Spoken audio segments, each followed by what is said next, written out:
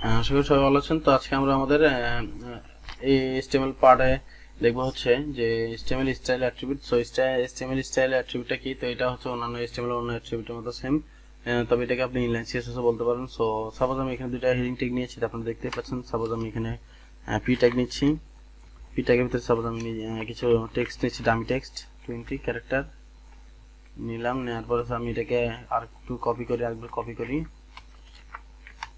আর কয়েকবার কপি করি। So just একটু বোঝার জন্য আপনাদের। সো এখন আপনি চাচ্ছেন যে আপনি এটাকে একটা রং মানে কালার করবেন, এটাকে আরেকটা কালার করবেন, মানে সবগুলোকে আপনি আলাদা আলাদা কালার করবেন। তো এটা কিভাবে করবেন? এটা করার জন্য আপনি এই যে HTML এর যে এই স্টাইল অ্যাট্রিবিউটটা আছে এটা ব্যবহার করতে পারেন। এটাকে আমরা ইনলাইন CSS ও বলে থাকি। তো এটা ব্যবহার করার জন্য আপনাকে প্রথমে এখানে লিখতে হবে স্টাইল। স্টাইল লেখার পরে আপনি সাপোজ এখানে একটা কালার দেবেন, সেই জন্য আপনাকে এখানে লিখতে হবে যে কালার আমি দিলাম রেড। দেখেন এটা রেড হয়ে গিয়েছে। সাপোজ এখন আমি চাচ্ছি এটাকে একটা কালার দিতে, HTML কালার গ্রিন। দেখেন এটা গ্রিন হয়ে গেছে। এখন আমি চাচ্ছি এটাকে একটা কালার দিব, আমি এখানে দিলাম HTML স্টাইল কালার ব্রাউন। ওকে, এটা দেখেন এটা কিন্তু কালার হয়ে গেছে। সাপোজ আমি আবার এখানে দিলাম স্টাইল কালার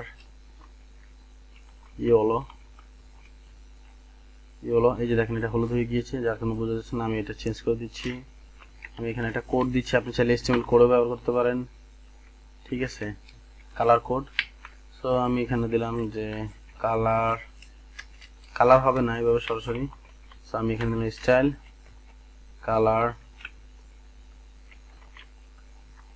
55, আমি এভাবে দিলাম। দেখেন আমার কিন্তু এখানে যে এলিমেন্টগুলো আছে সে কিন্তু অটো মানে সেগুলো কিন্তু মানে কালার হয়ে গেছে। এটা রেড হয়ে গেছে, এটা গ্রিন হয়ে গেছে, এটা ব্রাউন, এটা আপনার গ্রিন বলতে না, তবে এটা লাইট গ্রিন, আর এটা হচ্ছে লাইট, এটা কি কালার বলে আসলে আমি নিজেও একটু কনফিউজ আর কি।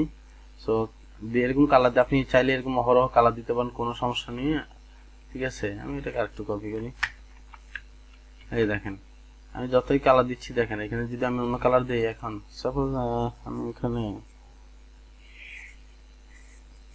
ভায়োলেট ব্যবহার করি,